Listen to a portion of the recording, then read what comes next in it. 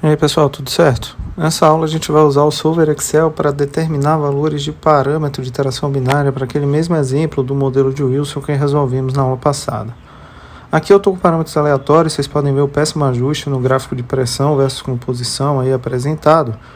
E eu chutei ali valores de lambda 1,2 e lambda 2,1 de 0,2, tá? A gente vai usar o Solver Excel dentro de um cálculo de desvio. A equação de desvio vai ser feita por um desvio médio relativo.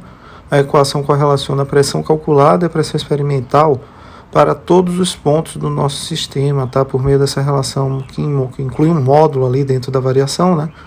Claramente, para manter os desvios de forma acertada. E com base nesse desvio, a gente vai criar a nossa função objetivo, tá? Então, eu inseri essa fórmula do desvio médio relativo ali, que foi calculada ponto a ponto dentro do meu sistema, e adicionei, né, a essa correlação que vai ser incluída aí dentro do meu solver aí no Excel para que a gente consiga resolver e determinar o melhor valor para esses parâmetros. Já no solver, né, a gente vai incluir essa célula que a gente criou ali, que está marcada em vermelho como nossa função objetivo. Vou pedir que ela tenha um valor de mínimo, alterando os valores de lambda 1,2 e lambda 2,1.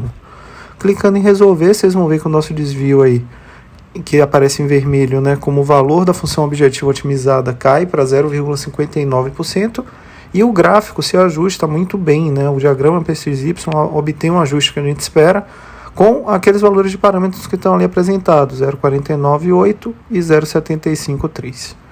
Então, isso aí é a nossa rotina de otimização, tá? E com base nesse caminho que a gente vai aí determinar, tá, as correlações para esse tipo de problema dentro do nosso sistema. Aqui eu estou só transferindo, né, esses valores de parâmetro para aquela outra planilha que a gente construiu na aula passada, para que vocês vejam nos dois gráficos, tá, calculados aí de forma adequada e o bom ajuste que a gente obtém tanto para o gráfico da passão energética ali do nosso sistema, quanto para o gráfico real do diagrama PXY.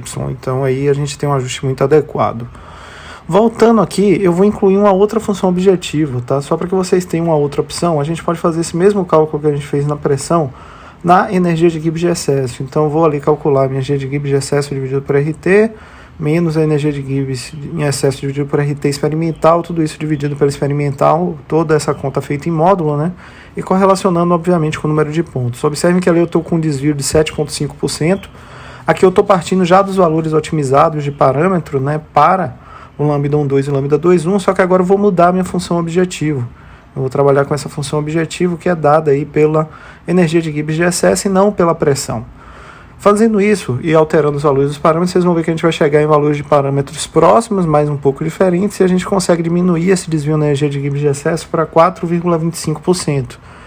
Aqui é importante também que vocês observem que a gente tem uma alteração pequena, mas ainda assim temos uma alteração dos valores dos parâmetros, tá?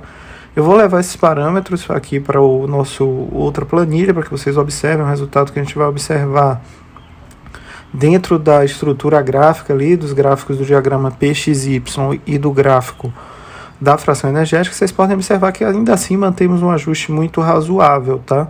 Dentro de toda a consideração possível aplicada aí dentro desse processo de otimização, a gente tem um ajuste muito adequado. Aqui um detalhe muito importante, observem essa mudança no valor do desvio médio na pressão.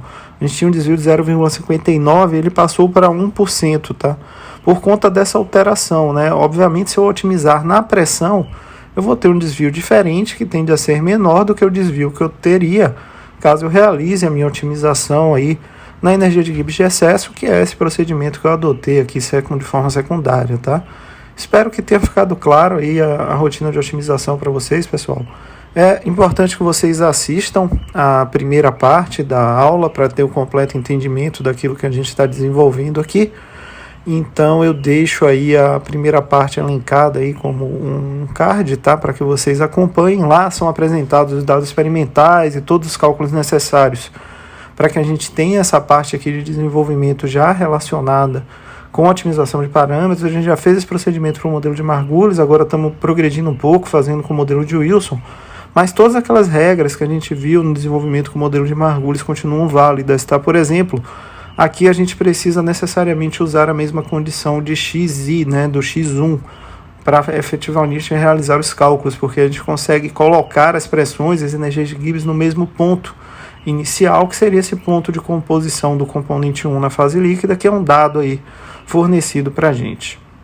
Então, com base nisso, tendo isso em mente, o procedimento fica aí bem tranquilo e bem simples de ser resolvido. Em caso de dúvida, vocês sabem onde me encontrar. A gente se encontra então em uma próxima aula, atividade aí da nossa disciplina. Até lá!